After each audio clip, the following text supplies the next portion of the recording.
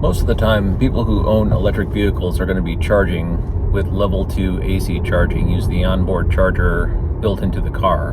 DC charging is typically only reserved for people who are doing road trips or are living in a multi-tenant dwelling that doesn't have any access to a plug that they could use for level 1 or level 2 charging. With level 2 charging, there's a couple different flavors. The first kind is in-home level 2 charging. Inside your fuse box, you'll see a switch like this, which is the main feed from the street. Ours is 200 amps, which is pretty common nowadays in recent constructed houses. And going on up the panel, there are positions for additional fuses.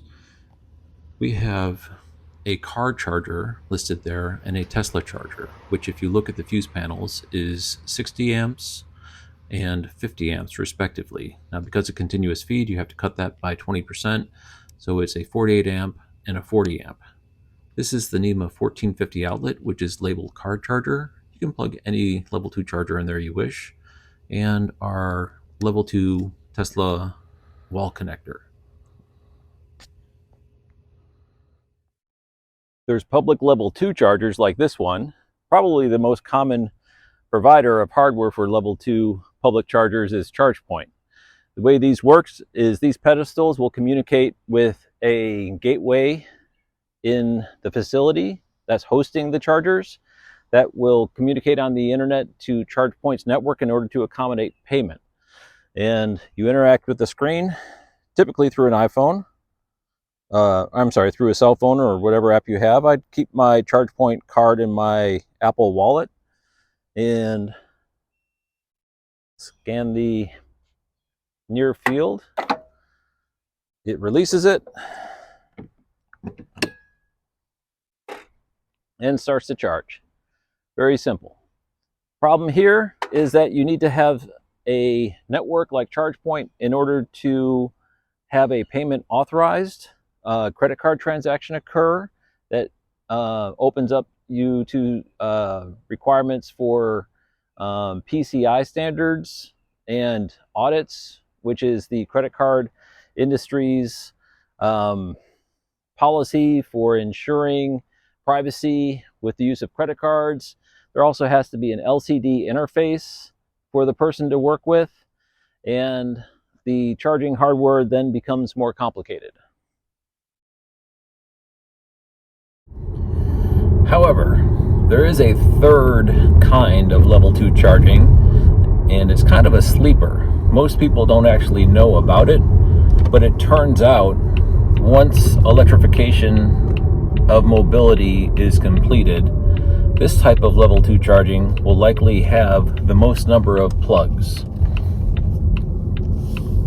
It's called Captive Fleet, and I'm going to the site of a company that makes a product that is very compelling for captive fleet electrification customers.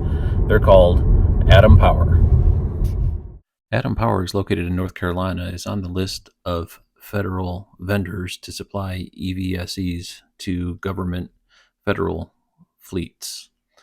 The United States Postal Service was considering them for use in their electrification efforts. And just as an example, if you look at the number of EVSEs getting installed with the award to the United States Postal Service, it's 14,000 EVSEs that got awarded during this first phase of the electrification of the Postal Service fleet. Atom Power's product consists of a post, a cable, a handle, but you'll see no screen because captive fleets are defined as vehicles that are in a secure parking lot at night. So there's no need for payment. You're just going to be charging. There's a breaker panel that they have engineered and manufacture where the EVSE technology actually resides. There's nothing on the post. It's just a metal post. You plug in and you start charging. Very simple. With all of it simplified, it makes the whole process more durable as well. The posts are made out of steel. The cable management ensures that the cables don't get broken and they're well kept, and there's a holster for the handle. In order to charge, all you do is you walk up and plug in. There's really nothing else to it. The electronics in the breaker panel take care of sending the electricity to the electric vehicle. They also have some software for fleet management of electrification in order to track consumptions. They're a terrific company, and the burgeoning market of captive fleet electrification EVSEs is one that they're well positioned to capitalize on.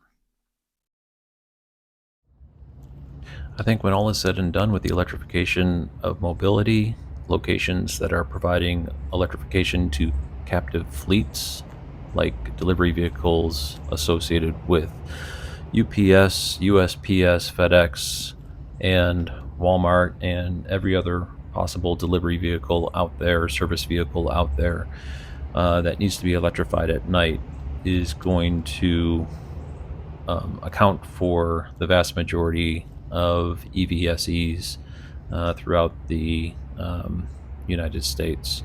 And I think companies like this are very shrewd with their business model targeting that market segment. Anyway, thank you very much for watching.